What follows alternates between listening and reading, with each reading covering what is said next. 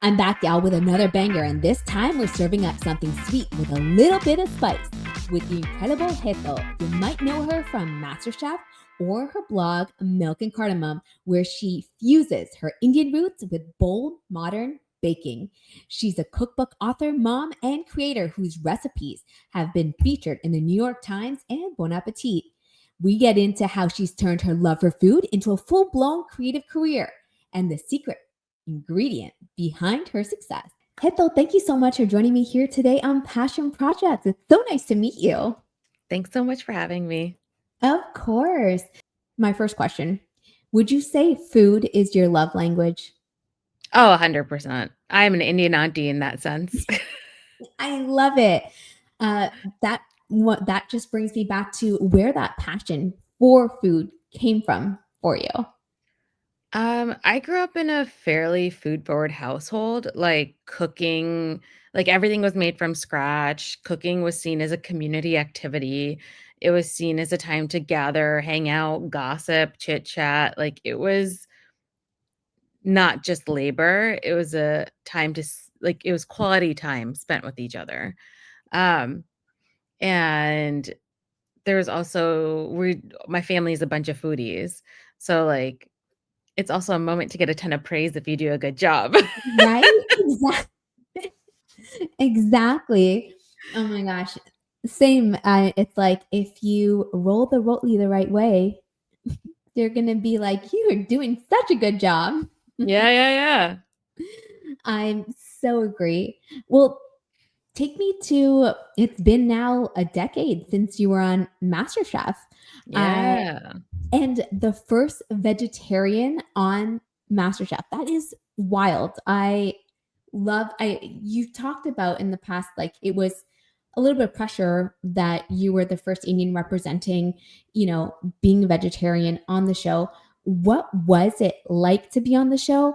And also, like, how did you deal with the meat aspect of the show? Like, I just think about it in my head. I'm like, I don't know if I could do a reality show that had to handle so much meat. Mhm. Um, I honestly went in not feeling too much pressure because there had been other DCs on the show. Mhm. So, like and there had been, like, vegans on the show, so I didn't feel a lot of pressure there. The pressure where I felt was, am I gonna get backlash for cooking meat from other Hindu vegetarians? Oh, yeah. But the thing is, I know so many aunties whose kids or husbands eat meat, and they cook it, but they're vegetarian themselves. Like, True. there's so many Yeah. Yeah. households like that. Yeah. There are plenty of households like that. So I was, like, hoping that it wouldn't be a big deal, and it for the most part, wasn't too bad, to be honest. I didn't get that much. I think there's also that stereotype of, like, "Oh, Indians are all vegetarian," but really we're yes, we have a large majority not lim it's a minority of Indians that are vegetarian, but that minority is still fairly large. Yeah. Um, so luckily I didn't get too much backlash there. Cooking meat so being in, like, a science major, I've done many, many anatomy classes and cadaver labs. Yep. Yep. Um, and something that I feel like a lot of us learn to do is compartmentalize. Mhm. You just shut a part of your brain off Yes. and you just I get to do. work. And it was the same exact like, I used the same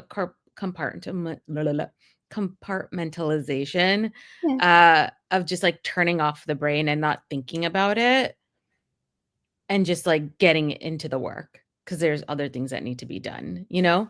Yeah, that's a great way to look at it. What did you feel like you learned about yourself being on that show? That I do have a very good palate. I Mm. always was, like, unsure, like, "Oh, well, I think it tastes good. I don't know if other people do." Yeah. Um I felt more confident in my flavor pairings, the way I season things. I also learned that bringing science into my cooking is a really good way to make up for any weaknesses I may have. Um, and like cooking meat, right? Like I use science, like I figured out, okay, X amount of ounces of meat, steak needs X many grams of salt, the temperature, the feel, all that stuff. Like just bringing in all my senses and knowledge. um, to do things that I don't know how to do, and it's okay. Like, that was I've never ever like, I literally practiced maybe cooking shrimp and a chicken breast Yeah. before I went on the show. I was going into that show literally never having cooked a steak or many of those meats. I never cooked duck until I went on that show. I never cooked a lot of meat, and, like, it was my very first time cooking that stuff That's was on that show. yeah, that's incredible because, like, I wouldn't even know how to handle it. I'm always passing the meat section being telling my son, like, "Please don't look, don't Yeah. look." Now it's Yeah. ingrained in him too. I was one of those kids that would barf in the meat section of a grocery Yes, store if it was too smelly. Like, right? I literally have vomited in grocery stores when I was a kid because the smell made me like, gag. Yeah, yeah, yeah, yeah. I completely agree. Oh my gosh, that's kudos to you. Like, that's incredible. And you're not tasting it too. So, of course, you're presenting it to these judges who are Mhm. then going through and providing you feedback. I mean, it Yeah. must have been nerve-wracking too at the same time. Yeah. I think taught me to just take feedback, ask for feedback, not to be upset by like, Yeah. um, I'm open and happy to hear any and all feedback, um, to make whatever I have perfect, but also learning to sift between personal preferences type of feedback Mm, and actually helpful feedback, right? Like, if someone's exactly. like, "Oh, like, I wish there's something crunchy in it." That's a personal preference, my guy, you know? Yeah, Versus, "You know what? I think if you cooked the onions this way, then I think it might taste better." You know what I right. mean? Yep, Um, Being able to separate those 2 type of feedbacks is all was, like, also very important. Learning that on the show. exactly. No, that's so great. And that's what kind of gained your confidence to then create Milk and Cardamom, right? Mhm. Yeah. And how did that kind of evolve into what it is today? So I started blogging in college using, Tumblr. I remember Tumblr. Yeah. Yes. It was Philly Food Girl on Tumblr. Love Um, it. and I was just sharing so, like, growing up, I didn't really go to restaurants to eat. Like, I went to maybe the local diner or a local Italian joint with my girlfriends or, like, the Olive Garden on, like, prom night or something crazy. But for the most part, I grew up the only restaurants I ever ate at were, like, Taco Bell, Shout out whatever. Taco Bell. Yeah, whatever restaurants were at the local mall, like the Mhm. On the Borders or whatever, and a local Italian pizza spot or, like, pasta spot in Jersey. So, I really never had a lot of different foods, like, I was very new to trying, Malaysian food or Thai food, sushi. I had sushi for the first time in college, and I remember like, "Oh, I'm just gonna, like, write these things down." I took the most horrendous photos with my Olympus, um, digital camera Nice. and That's would so fun. blog. I would Yeah. share, like, my reviews and thoughts on the restaurants, and then I would also share recipes because I cooked a lot, but I use the recipes for me to have. The photos look terrible. They like, my cookies look like poops. Like, it looks so bad, but it was just the beginning, Of and course. then I this is, like, I guess, part of the Hetal lore. I wanted to go into, like, beauty vlogging. So, do you remember when, Oh, like, Birchbox and, like, all those beauty subscription boxes came out in the yes. 2010s, right? Right, right, yep. Um, because of where I lived, I would get them before anyone else.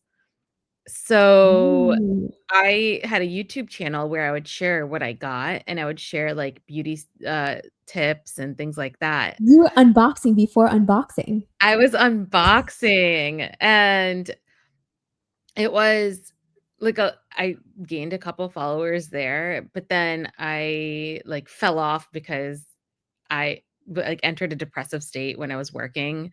I'd, like, gotten my first, like, big corporate job as a healthcare consultant, and I hated it, and it just, Yeah. like, literally killed me.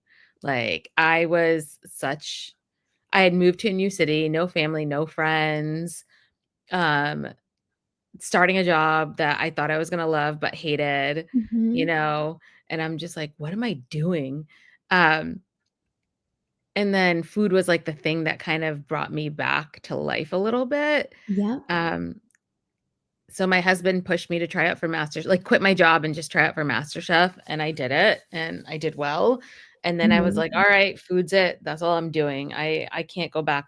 Because my job in healthcare was, like, soul sucking. I was calling insurance companies to pay for bills that they're supposed to pay for, but were refusing based on stupid reasons like lack of medical necessity, or there wasn't this or there wasn't that. And I'm like trying to argue that they should be paying these bills, which I Yeah. think Yeah. all of us know. Like it's exhausting. Oh my Like, gosh. I can only imagine how mhm, it would be and how, like, I get it. I feel like this corporate landscape, it's like, I guess, being an Indian in this Indian household, you're pushed to go to school to be a doctor, a lawyer, or someone in tech, right?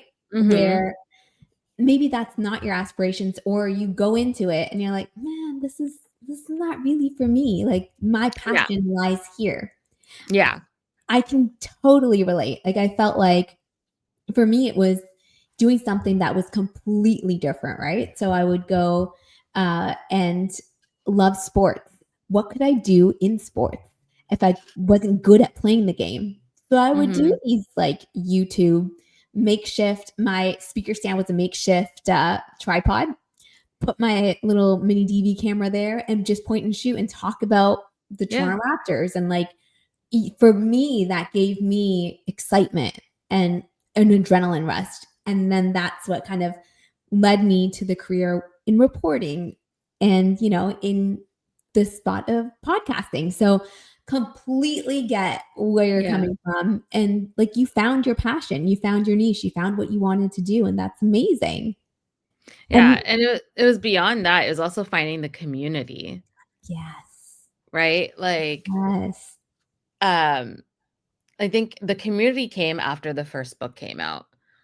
Exactly. Um, like, when the gulab jamun cake went viral and Yeah. people are making it, and I was just like, "Holy crap, this is way more than I expected." Then the pandemic, that's where, like, the second wave of community came in, and I'm finding people that feel the same way I do, that, like, find solace in the kitchen, like Mhm. being there and cooking or creating something, making something, or just enjoy the dishes I make. Like, it still blows my mind that people literally cook something that I made in my kitchen, in their kitchens. Like, That's amazing. Yeah, I love that. I absolutely love that.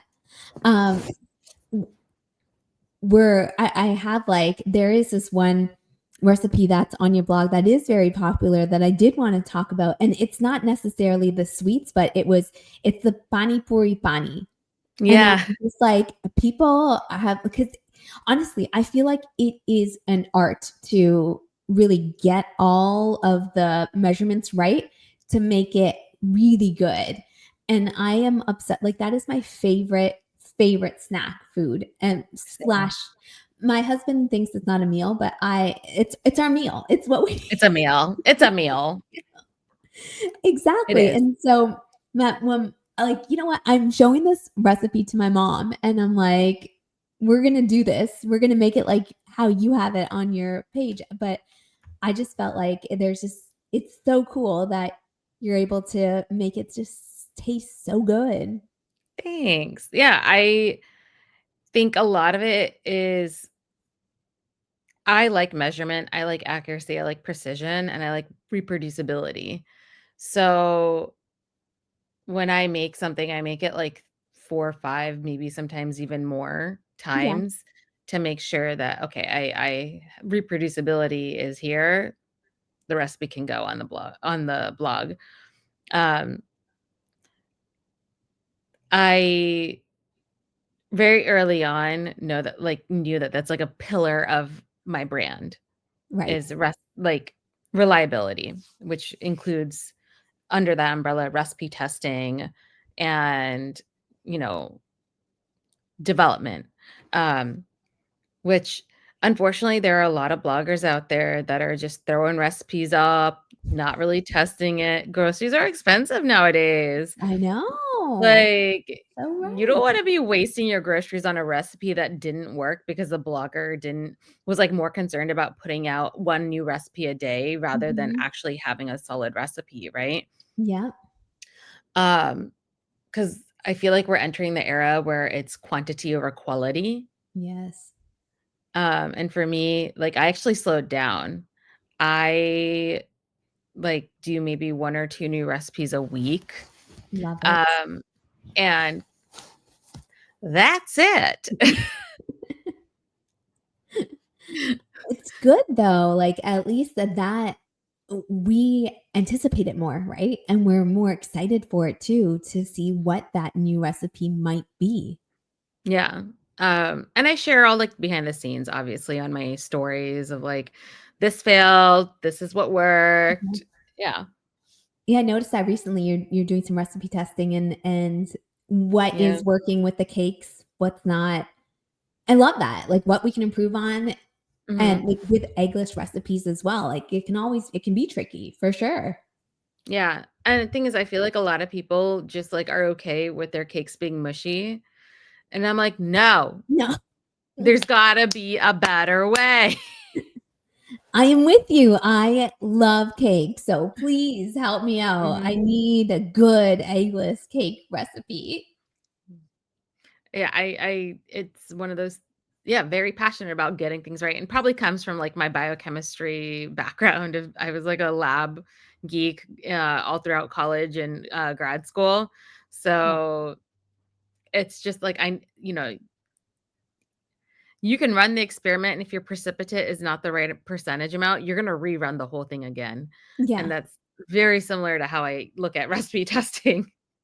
of course. Yeah, as you should. As, like, it's all about Yeah, precision, it's all about yeah. technique, especially when it comes to desserts too. I mean, I found that you found this, like, niche when you described that, you know, there wasn't much being shared about Indian desserts, and, like, you were able to carve out, uh doing it and like the process that you went through to like with your cookbook and like with Desi Sweets as well.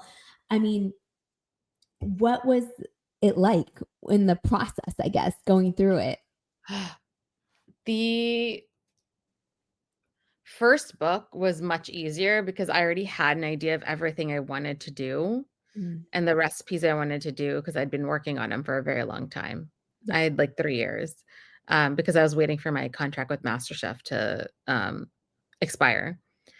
The Um, second book, I was having a full existential crisis midway through writing because I was like I'm like literally emailing my editor, like, so, like, not every recipe is inspired by Indian desserts. It's more like an Indian vibe.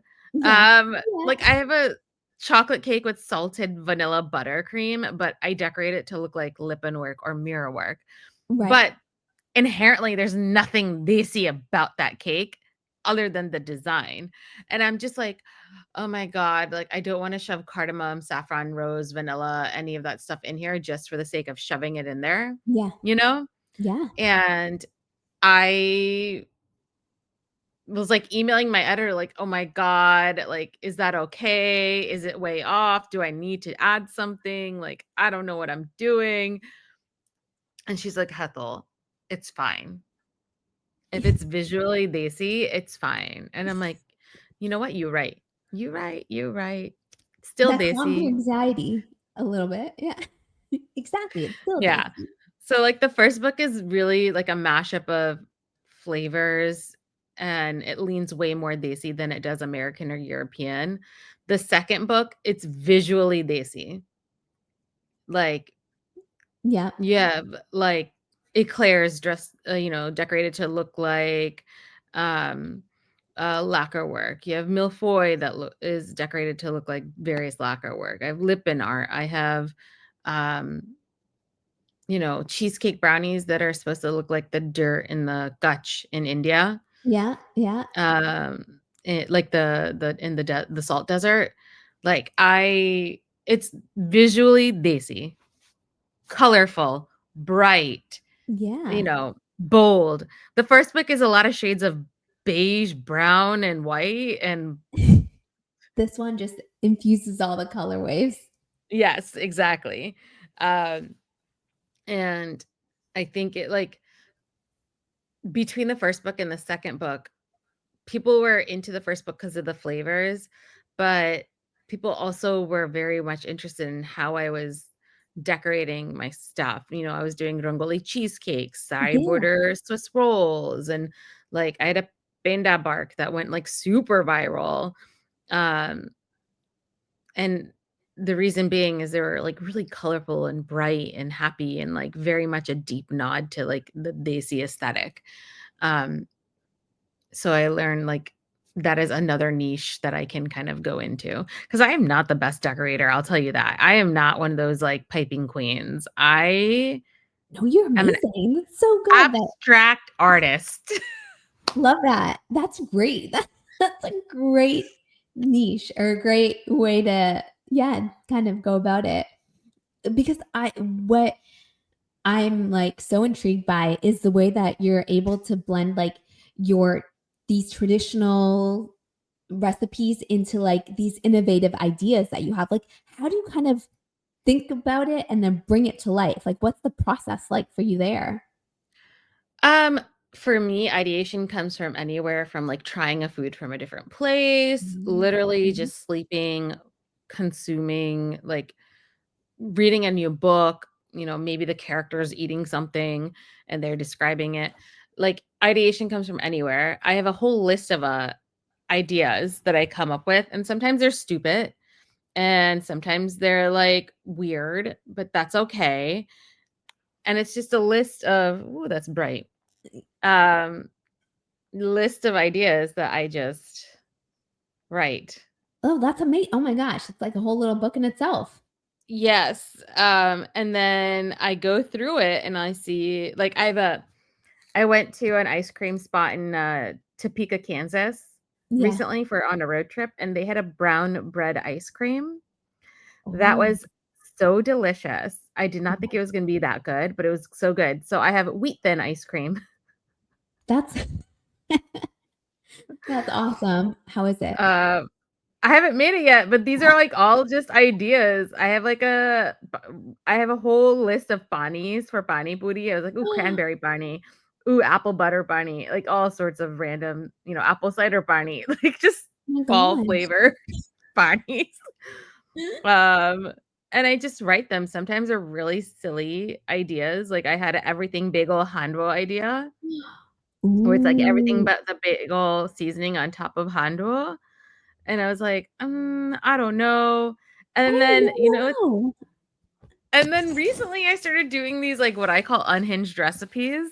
So I Yeah. started sharing these ideas on Instagram just as a joke, like, "Kichu tteokbokki, dabeli gnocchi, um, gulab jamun boba," like, all these ideas that I'm like, "I don't know about these, but they sound interesting." The how about heard they dill pickles, like, just random, whatever has come into my head. My thing is I don't say no to myself. I just write it down. Whether I think it's silly, stupid, or not, I write it down because you never know where that might go. You never know. It's so true. I mean, speaking of unhinged recipes, it reminds me that you should take these ideas to the CNE. So it's the festival that happens 2 weeks prior to the start of school in Toronto, and they have the most incredible, like, the weirdest creations at the festival to try. It's like this croquette, donut, like, or dill pickle something. It's like I remember fried Oreos, like Ooh, yes. Oreo balls dipped in like, oh, yeah, it's like Pancake batter and deep fried. Ooh, I'm here for yes. that. Uh, but yeah, it's like something that would definitely do well there for sure too. Totally. I'm here for it. I think it would be so fun. But I shared these and that also has been really fun. I do I think anyone's gonna make the dabeli gnocchi or take the time to make like the halaban herde dill pickles? Absolutely not. Maybe one or two people, but it's not like a mass, you know, meal People, for people. yeah, yeah, but you never know. You never know. But people find it entertaining and funny and engaging, so I'm just gonna keep creating these weirdo meals. You They're not should. 'Cause, like, no one's Googling dabele gnocchi, right? Like, no Right. one's it's not profitable for me to do these recipes at all. True, I true. actually lose money doing these recipes But 'cause they're fun, nobody is right? making it. Yeah, but it's fun, it feeds my creativity, I enjoy doing them, it's entertaining for the followers and, like, supporters and community. So, I'll make those, but I'll also share those kind of everyday, lunch sandwich recipe, a quick pasta recipe, whatever it may be, in between all those weirdo dishes that I make. I love it. I love it. Well, are there particular ingredients or flavors that feel like your creative signature? Like the ones you Oh, instantly feel like you need to use? um, everything has cardamom. If it's dessert, there's a cardamom. There's a little bit of cardamom in there. I use it like vanilla, very much Oh, so. nice. Vanilla is at the base of every American and European dessert, right? Regardless, whatever the flavor of the dessert is, there's always vanilla in it. And that's the way I kind of look at cardamom. I put cardamom in everything because if I'm going to flavor anything else, it just kind of helps boost those like other flavors. It's a nice background. Yeah. Uh, yeah, so the cardamom is definitely a big signature of my desserts, I would say. Um, but I would say my signature is mostly visual and like I've definitely had people like take a picture of something and say, "Oh, this feels like a Hetal dessert," or "I knew this was you immediately." How does that make you feel though? You must love that. Like I it's so love it. nice to like Yeah, yeah, to I'm have like, people "Oh, bring your dishes. Yeah. yeah, yeah, yeah. I love it. I put like I put edible flowers on a lot of things because I had my own edible flower garden. So people are like, oh, every single time I see that, I think of you. And I'm like, oh, thank you. That yeah, I've always wanted to try like, I guess ever since watching, Megan's cooking show, that's where I got the like, she put the edible flowers on everything too, and I was like, Mhm. "Oh, that Yeah, sounds so good." I'm here for it. I do it too. I grow my own edible flowers over the summers and then I'll dry them out and then store them. Like I have edible flowers that I've dried they're like 4 years old and are still great. Yeah. That's you see, you're taking it back to when you were a kid, making things from scratch. It's full farming. I'm gonna enter my gardening/farming era soon. I'm going, back to school for a master gardener, course certificate in January. Wow. That's so you're gonna create, like, Yeah, create your own garden with the beds and, yeah, that's my and dream. yeah, it's like a 16-week course where you learn about, like, soil health, irrigation, native planting, Wow. vegetable and fruit gardening, all everything, and you work on like, it's taught on a farm and everything, but like, I want a really cool edible garden situation. Yeah. I got quoted an ungodly amount of money to make it happen, and I said, "I will learn it. If I can't afford it, I will learn it." That is, like, one of the mottos of my life. Yes. Like, when we built this house, we demoed it ourselves. We took it apart, and we Googled, and we researched. I painted a good chunk of it myself, root, um did a like, set up all the designed and set up the cabinetry. I did a lot of the almost all the design actually, I did all the design work. I did all the design work in this Mm. house, Yeah. and Wow. I just read, learn, figure it out. Because if I can't afford it, I'm not going to be rude and ask someone to, like, decrease their rate so that I can afford it. I'd rather just figure it out on my own, and if I make a mistake, I make a mistake. That's okay. Yeah, it's okay, and, like, you develop a new skill. You Yeah. unlock Yeah. something new that you might have not known or learning Yeah. about too, so that's Yeah. awesome. Yeah. That's Like, this summer incredible. This summer was all about painting and art for me because I was Mm, doing an art gallery wall, and I currently am like, there's art pieces I want, but they're just so expensive that I'm like, I'm gonna wait until I can afford it. But until then, yes. I'm gonna draw and paint some stuff for myself. and put that as like a substitute. So then I shared my journey of watercolors and oil, and like me telling people like I don't know what I'm doing. I'm just like doing what feels right. And I took a couple classes, like online YouTube, Yep. follow along situations, and then I was like, all right, I think I got it, and then moved on. Do your followers also help or provide you advice with, oh, maybe you want to do it this way, or share their stories? Like, does They'll that help build with the community aspect? Yeah, they'll share, like, artists that they like, they'll share maybe an art piece that I think that I could probably reproduce or do something, like, it's it's all kind of like, um it's like talking with friends. Yeah. Yeah. Well, one thing I love is like your whole behind the scenes as well. Like being a recipe creator and with your cookbook author. Um, but what's one thing that people would be surprised to learn?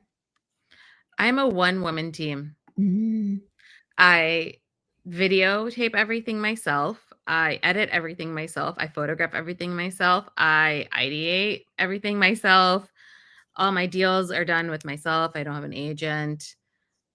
It's just me. I answer everyone's DMs. That's just me on my own.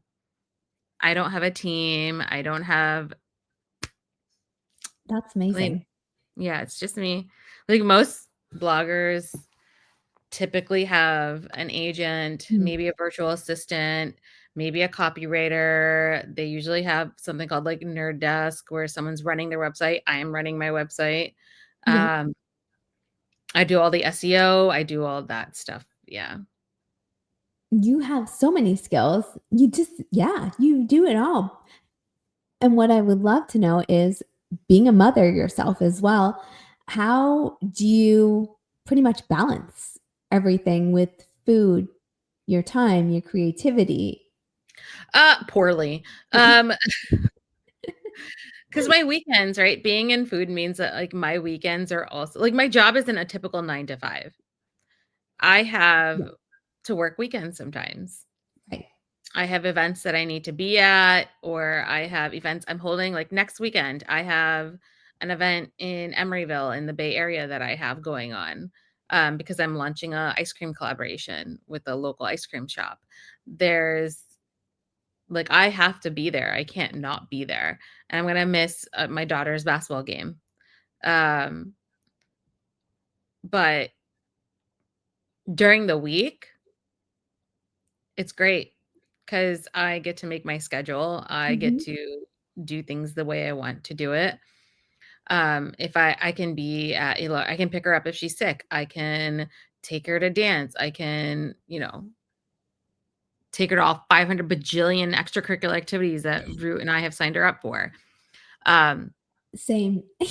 so sometimes it can be bad. Like when I was on my book tour, I wasn't home for like a good month and a half. Yeah, Um, or I went to India for a whole month to do research for this my second book. But they're like pros and cons. The pros being I'm here for the everyday day-to-day life for the most part. And when I'm gone, I'm really gone. Like I am out. Like this yes. is my busy season. My family knows like don't even schedule anything with Hetal for the next month until December starts because I am booked and busy weekends and weekdays. Um so it's like having like if you have an accountant in the family, right? You know not to bother them in like February, March, April. Yeah, Yeah. exactly, it's true. Yeah, I get it. I get it. And it is busy season, right? Like, with the Yeah. volley coming up. Yeah. I think it also helps that Root has a very flex job. Like, Mhm. one, he was unemployed for the past few months, so he's, home all day, but he's been working remote for the past 5 years. Uh, Yes. so he can pick up where I can't. If there's a day where my recipe's taking a little bit longer, he'll go pick up Elara from school. Yeah, Or he'll take her to dance or, choir, whatever it is. We can lean on each other.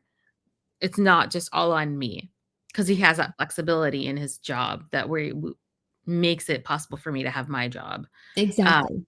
Love that. yeah. So there's like that privilege as well. Yeah.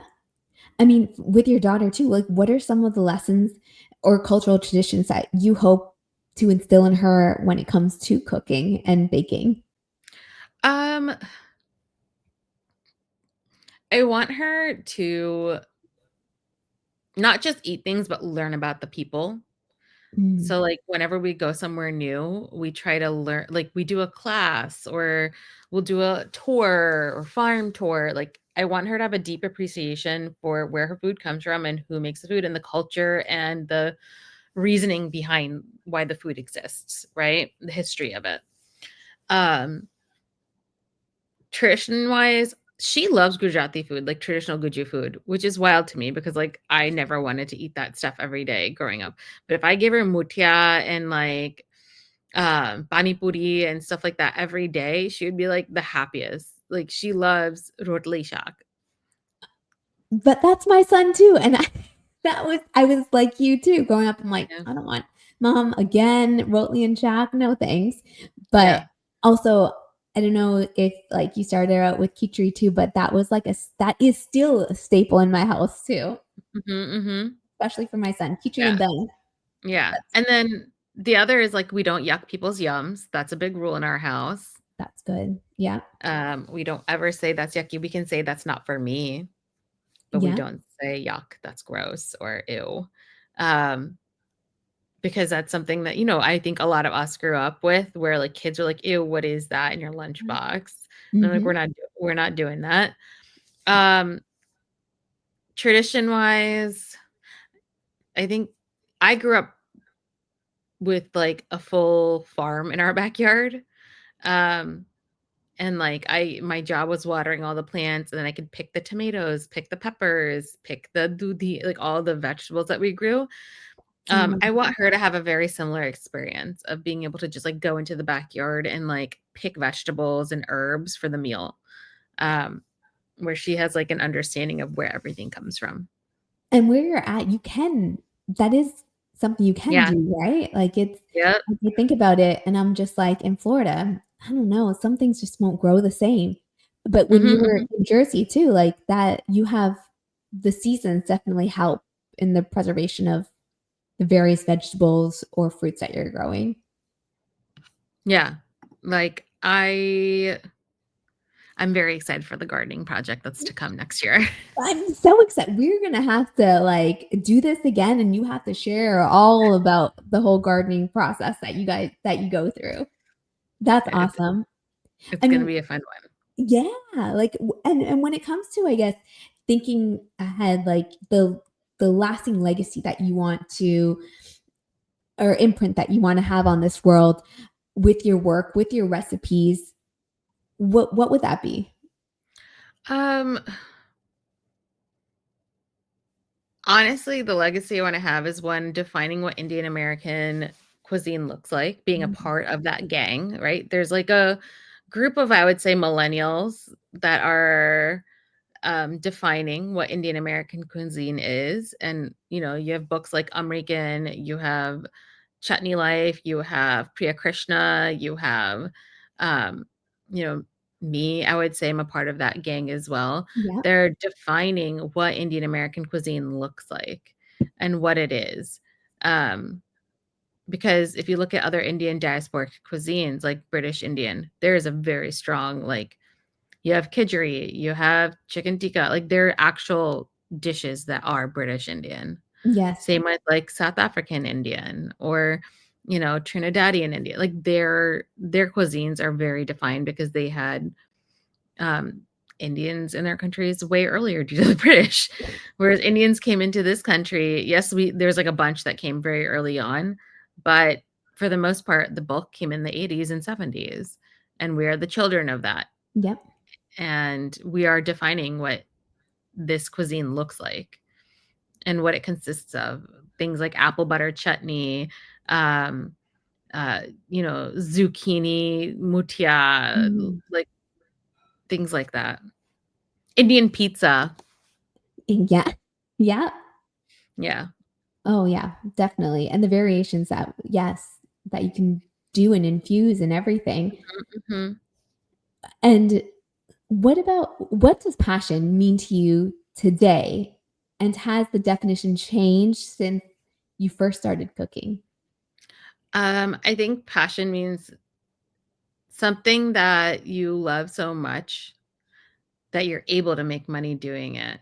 You can be passionate about many things, Yep. but you also be like, you have to also be realistic. Yeah. We do live in a world where we have to pay for insurance and healthcare and Mhm. mortgages, and rent. Um, I think passion is where income can meet what you hyperfixate on Yeah. for, which is maybe the Desi auntie in me. Like if you're going to go into a non-traditional field, which I would say what I do is fairly non-traditional, Mhm. you better work so hard that you become like the best at it, the best you can be, and like keep striving to be better. You know, a lot of people are like, well, I like to sing. Okay, so then what are you doing to be a better singer? Are you looking for programs? Are you looking for groups to join? Are you looking for a voice teacher if you can afford it? Are you like, how are you feeding into this passion so that it can become a lucrative career for yourself? Um, and sometimes it doesn't work out and sometimes it does. There's also that gamble of luck. Um,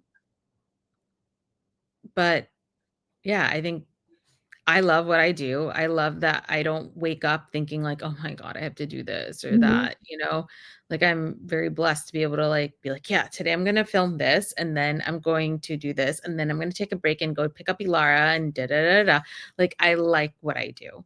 I don't find it to be suffering or, like, painful. Um, and I think it's a big key to my happiness for me. Um, I actually recently got really badly dissed by a neighbor. Um, so where I live, it's mostly like H-1B um, immigrants, Yep. and I'm like the only ABCD that's up in this area. And I went to like an event, and one of them, they all work in tech, and they're like, "Oh, what do you do?" And I'm like, "Oh, I work as like a recipe developer, chef, food writer, whatever." And Yeah. they're like, "Oh, to work in your passion, what an American concept." My god. And I'm like, Wow. because there's this idea that, like, working in your passion is, like, being broke and poor on the street. Yes. No, That's you can make money, you just gotta find the right angle. Like, if you're passionate sweet. about food, you can own a restaurant and be really, really lucrative at it, but if you know like, but it's also extremely difficult. So, like, here I knew I don't wanna own a restaurant because it doesn't give me the lifestyle that I want nor the income that I want. But I can do food writing. I can write my own cookbooks. I knew that social media is a great way to have a diversified income. Um, be smart about it. That's all. You can be passionate about something. It doesn't necessarily mean there's only one singular career around that passion. There are many other ways Mhm. to have that passion looped into your life. Like fashion, right? You can be a designer, you can be a buyer, you can be a creative director and wardrobe stylist. Like there's so many careers in and around fashion itself. You don't necessarily have to be a fashion designer. Um, Yeah. yeah. What would be that one piece of advice that you would love to leave for people who are thinking about content creation, being a food blogger, maybe Mhm. creating their own cookbook? Yeah. I would say one, you are not to create everything for everyone. Like, y there's this idea that, like, I need to create everything for everyone. Mhm. Um, no. Find your niche, find your community, and create for them. Ask them what they want. You're also not creating for yourself. So, Yes. like, you are creating for your community. So, loop them in, ask them questions, ask what they want. What are their pain points? How are you going to help fix those pain points? What can you create to fix those pain points? Um, that is one way to grow and also be there for your community and the people that are supporting you. And also to find your community. Um, the other is if I catch any one of you working for free for a brand, it's on site. Um, because I've had so many people like, "Oh, yeah, I did, like, a reel and a story and, like, YouTube video for a bag of bread."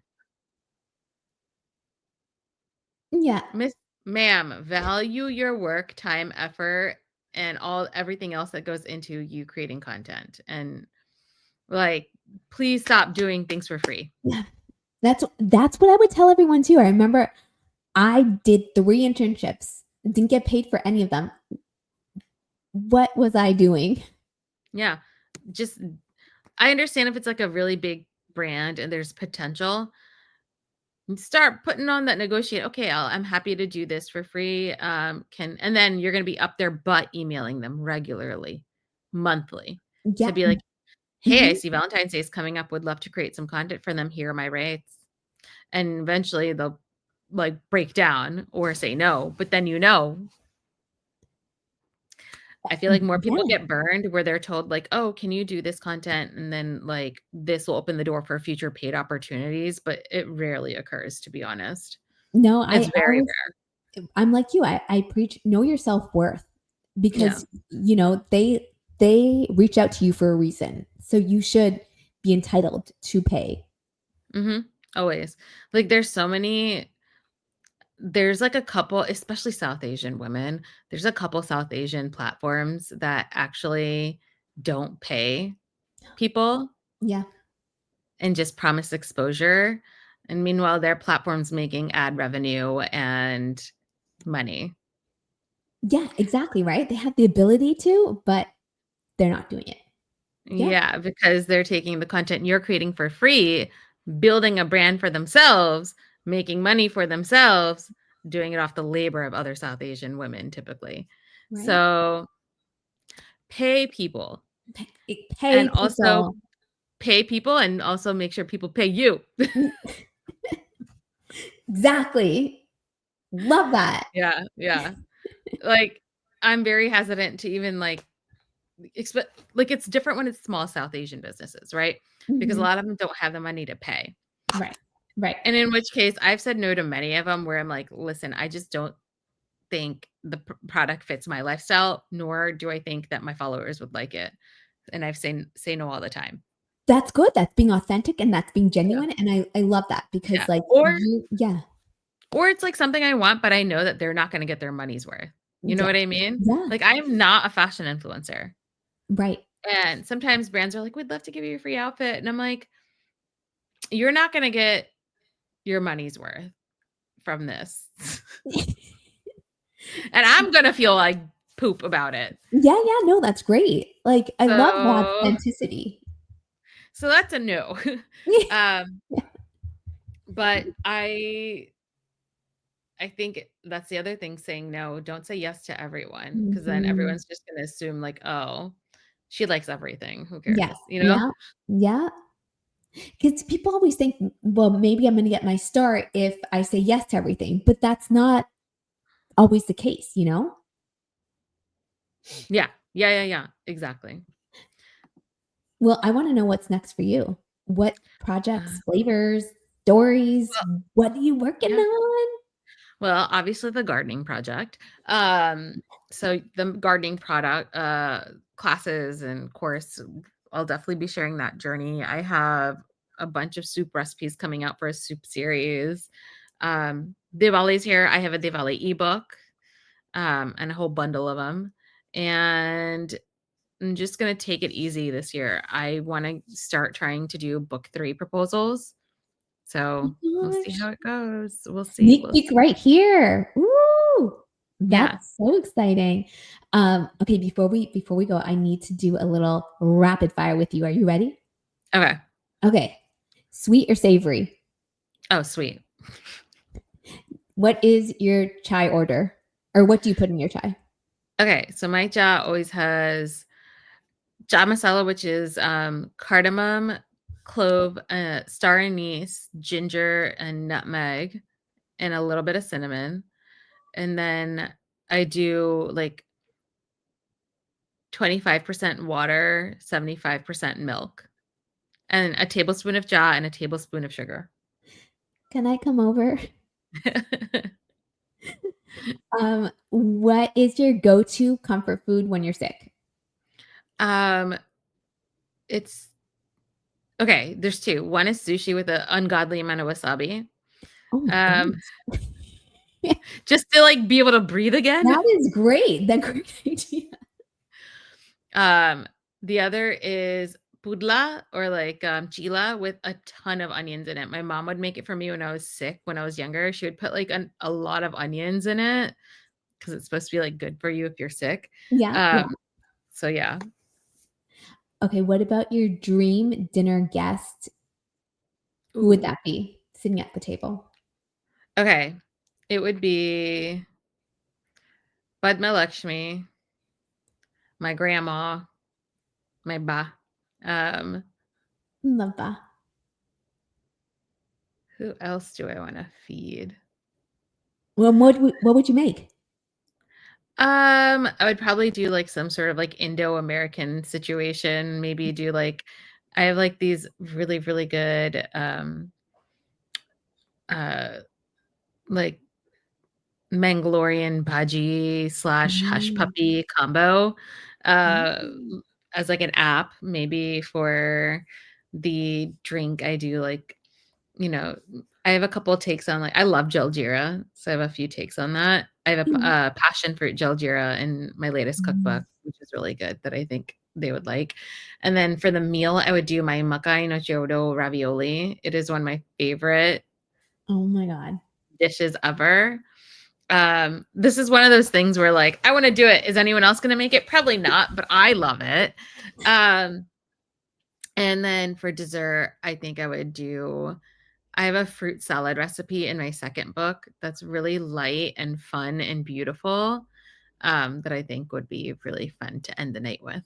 That sounds delicious. I love it. What is one ingredient you can't live without? Uh, cardamom.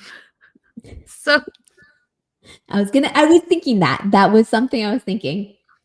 What about the first dish that you ever mastered? uh, it would be probably okay.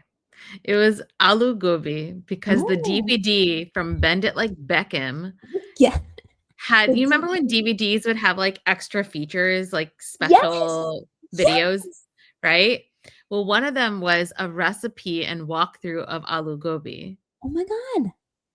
So, I made Oh. it for my parents' anniversary when I was, like, in high school, And both following of the you like, recipe from Bend It Like Beckham, and then I would make it often when I was in college too. It was, like, my go-to, like, shock to make.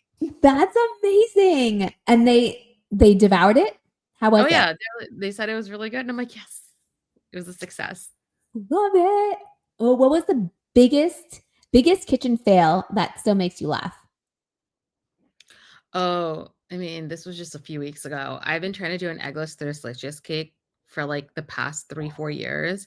The thing is the Thirslicious cake has, like, 6 eggs in it, and it provides so much protein and structure, and there's just, like, no way around it. Like, I've tried everything, and it just turns into pudding, and I was so excited about my last one. Yeah. I decorated it beautifully. I thought it was gonna work out. It looked really well, and then I cut into it, and it was a soggy pudding mess.